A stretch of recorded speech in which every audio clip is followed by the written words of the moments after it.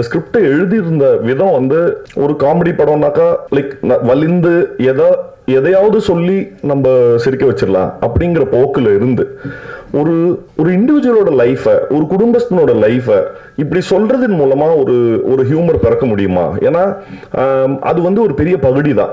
நம்மள நாமளே சார் அடிக்கடி முதல்ல எங்கிட்ட அவங்க சொன்ன விஷயம் என்னன்னா, முதல்ல எழுத ஆரம்பிச்சது ஒரு சாகச கதை, ஒரு அட்வென்ச்சரஸ் ஃபில்ம் எழுதணும் அப்படின்னு நினைச்சோம்.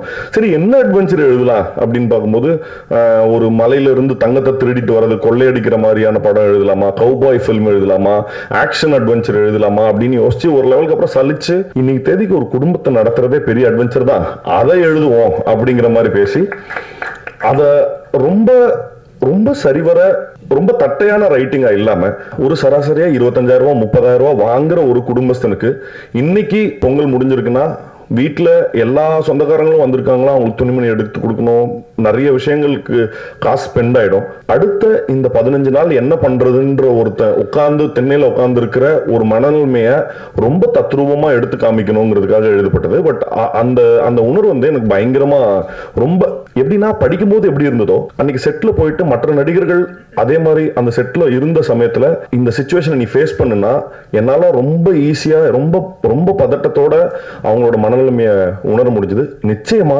பாக்குற ஆடியன்ஸ் எல்லாருக்குமே அவங்களுடைய நிலைமையை பார்த்து அவங்களே சிரிச்சுக்கிறதுக்கும் நிறைய சமயங்கள்ல கண் கலங்குறதுக்கும் இந்த படம் வந்து நிச்சயமா அவங்களுக்கு அதுக்கான வாய்ப்பை ஏற்படுத்தி கொடுக்கும் அப்படிங்கிறது என்னோட நம்பிக்கை. செகண்ட் பாயிண்ட், இந்த படத்துல ஒர்க் பண்ண நிறைய முதல்ல நடிகர்கள்ட்ட இருந்து ஆரம்பிச்சிடறேன். சோமுனா வந்து நான் வந்து சோமுனாவோட பெரிய ஃபேனு. நான் அவர்கிட்ட சொன்னேன், நான் இந்த பருத்தி வீரன்ல கஞ்சா கருப்பு சொல்லுவாரு, இனி யாரும் என்னை அழிக்க முடியாது, என்னைய நானே அழிச்சுக்கிட்டாத்தான் உண்டு அப்படிம்பாரு. அந்த மாதிரி வர வெள்ளிக்கிழமை குடும்பஸ்தனும் வருது, அவருக்கு கிளாஸா அவரே வந்து பாட்டில் ராதாவே இறக்குறாரு. அதனால வாழ்த்துக்கள்னா டபுள் தமாக்கா வெள்ளிக்கிழமை இன்னைக்கு. இன்னொரு முக்கியமான விஷயம் சொல்லணும்னா, நான் பாட்டில் ராதான்ற படத்தையும் பார்த்துட்டேன். நான் ஒரு படம் பார்த்து எமோஷனலா அழுதுங்கிறது ரொம்ப ரேரான ஒரு சம்பவம். அந்த படம் வந்து அவ்வளோ அற்புதமா எடுத்திருந்தாங்க. அந்த படத்தினோட படக்குழுவினருக்கு தினகரன் வந்து படத்தோட டைரக்டர், சோமண்ணாவுடைய பெர்ஃபார்மன்ஸ் வந்து அவ்வளோ பிரில்லியண்டா இருந்தது. நான் அழக்கூடாதுன்னு ரொம்ப கஷ்டப்பட்டு வெயிட் பண்ணிட்டு இருந்தேன்.